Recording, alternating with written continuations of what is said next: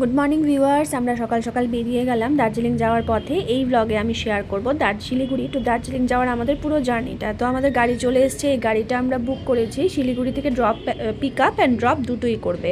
তো আমরা Swift Dzire বলেছিলাম, ওরা আমাদেরকে একটু এখানে ঠকিয়েছে, আমাদেরকে ওয়াগনার দিয়েছে। যদিও আমাদের ড্রাইভারগুলো বেশ ভালো পড়েছে, খুব সাপোর্টিভ ছিল, কোনো প্রবলেম হয়নি আমাদের।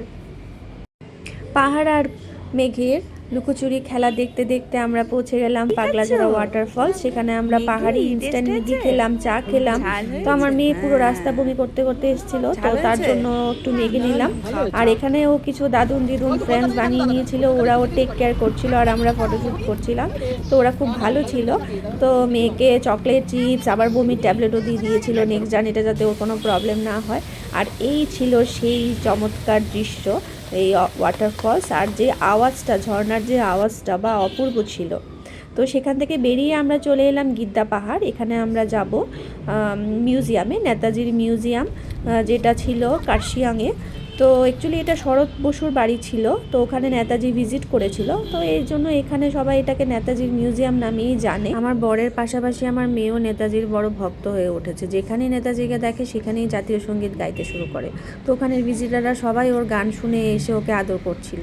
তো যাই হোক, আমরা এখন প্রবেশ করব সেই নেতাজির মিউজিয়ামে। এখানে অনেক কিছুই রাখা ছিল।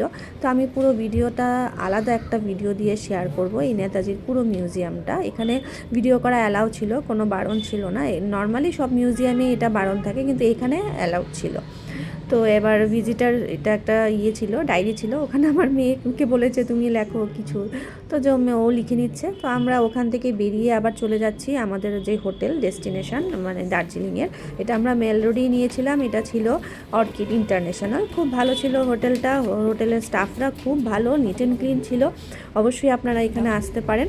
তো আমরা একটা ডিলাক্স রুম নিয়েছিলাম। তো ওখানে এটার উপর হোটেলের একটা রেস্টুরেন্টও আছে। এই রেস্টুরেন্টটা আপনাদের সঙ্গে শেয়ার করছি, দেখে নিন। তো ভিউটা দেখুন, জাস্ট অসাম। এত সুন্দর ওরা সাজিয়েছে পুরো গাছ, মানে পুরো গাছ, যেখানেই চোখ যায় সেখানেই শুধু সবুজ আর সবুজ। খুব ভালো, মানে মেনটেনও করেছে ওরা, এত পরিষ্কার পরিচ্ছন্ন ছিল, খুব ভালো। তো এখান থেকে পাহাড়ের ভিউটাও দেখা যায়, এখান থেকে কাঞ্চনজঙ্ঘা ভিউটাও দেখা যায় এই এটা থেকে, স্পেসটা থেকে।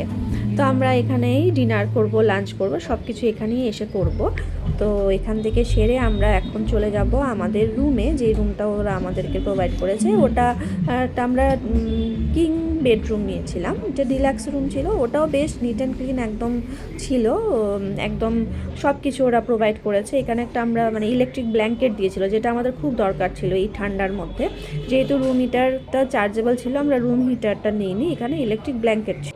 আর এই সেই উইন্ডো যেখান থেকে হিল ভিউটা দেখা যায়।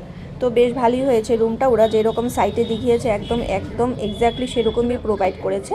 এবার ওয়াশরুমটা দেখাচ্ছি, বেশ ভালো ছিল, গিজার ছিল, অল টাইম গরম জল আসছিল। তো শ্যাম্পু, কন্ডিশনার সব দিয়েছে। এখন আমরা ফ্রেশ হয়ে লাঞ্চ করতে যাব। আমরা এসেছি গোল্ডেন অর্কিড হোটেলে দার্জিলিংয়ে। আমরা তো এসে পৌঁছে গেছি দার্জিলিংয়ে। তো এখন আমরা ওটারই একটা রেস্টুরেন্ট আছে, ওখানেই রেস্টুরেন্ট, ওটাতে আমরা এখন লাঞ্চ করবো। আর আমরা সবাই লাঞ্চ করতে এসেছি।